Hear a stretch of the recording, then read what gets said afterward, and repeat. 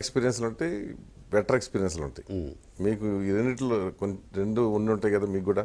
చెప్పండి ఏమన్నా ఉంటుంది అంటే ఒక మధురానుభూతి అనుకోండి, ఒక చేదు.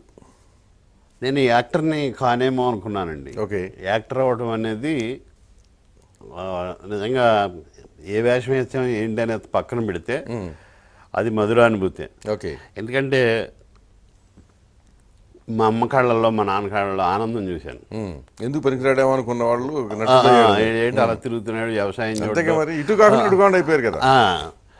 తర్వాత వాళ్ళిద్దరి మీద ఈడికే పేరు ఎక్కువ మన అక్కడికి వెళ్తే భగవాన్ గారు అమ్మ అని చెప్పి కూర్చోబెట్టారు.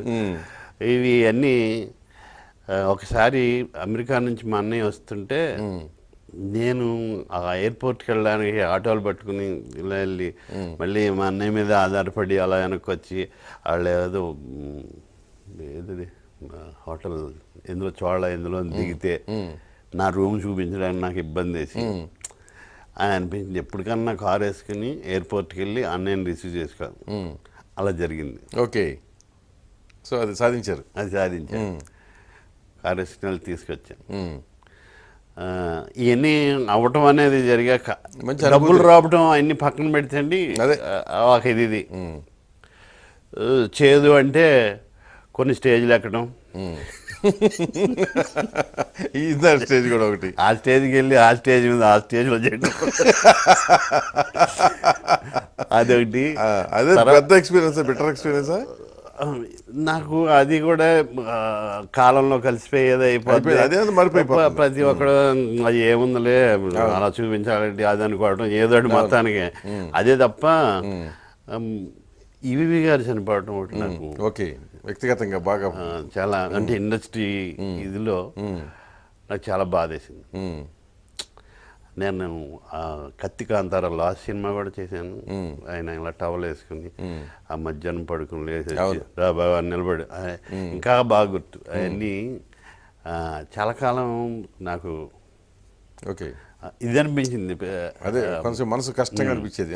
ముఖ్యంగా నన్ను ఎంకరేజ్ చేయటం ఇవన్నీ కూడా నాకు ఇది అనిపించింది. ఓకే.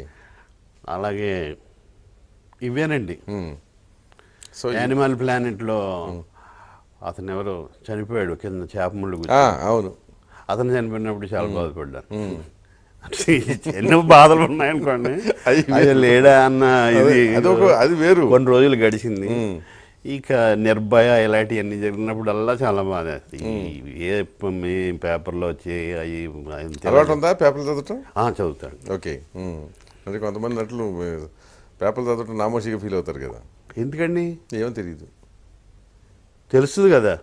తెలుస్తుంది కనుకే తెలియకూడదు అనుకుంటారు కదా కొంత. నిజం నాకు తెలియదండి. అంటే వాళ్ళకి అవసరం ఏంటని, వాళ్ళకి నటన తప్పితే ఇంక వేరే ఇంకా అవసరం లేదనే భావన ఉంటుంది. నేను చదువుతాను. Sports page. సో వెనక నుంచి వస్తారు. ముందు నుంచి కాదు. స్పోర్ట్స్ పేజీ మీద ఒక డైలాగ్ మిస్సెమ్లో ఉంటుందండి. రామారావు గారు ఇలా చూస్తుంటాడు, ఇంకొకటి చదువుతుంటే పేపర్ వాంటెడ్ కాల్మా అని ఇచ్చేస్తాడు వాడు. ఈయన చదువుకునే రోజుల్లో నేను స్పోర్ట్స్ కాల్మే చూసేవాడిని బ్రదర్. అంటే బాధ్యత లేదనేది రెండు చెప్పడం ఎంత చక్కగా ఆ రోజు ఆ డైలాగ్ ఎంత గొప్పగా రాశారు అనిపించింది. ఎందుకంటే నాకు అనుభవం అయింది. ఓ పని ఉన్నప్పుడు అది చేసుకోవాలి. స్పోర్ట్స్ ఏం చేస్తాడండి? అవును. అయితే భగవంతుడు ఇప్పుడు దాకా స్పోర్ట్స్ చూసే అవకాశం ఇచ్చాడు. అది పాజిటివ్గా తీసుకోవటం. సో ఇది ఇంతే మీ లైఫ్లో 2-3 సంఘటనలే, అంతకుమించి పెద్ద వేరే ఇంకేం లేదు. చిన్నప్పుడు పెద్ద అలా జరుగుతూనే ఉంటాయి కదా. ఇవే అండి. ఓ విధంగా పాజిటివ్గా మీరన్న ఆలోచిస్తే అందరూ ఇంట్లో కుటుంబ సభ్యులు అందరూ ఉండగానే ఒక యాక్టర్ని ఇదై చుట్టాల్లో కూడా ఈడేమి కాడేమో అని మూల నిలబడి, ఇప్పటికీ మూల నిలబడతాం, అది పెద్ద ప్రాబ్లం కాదు.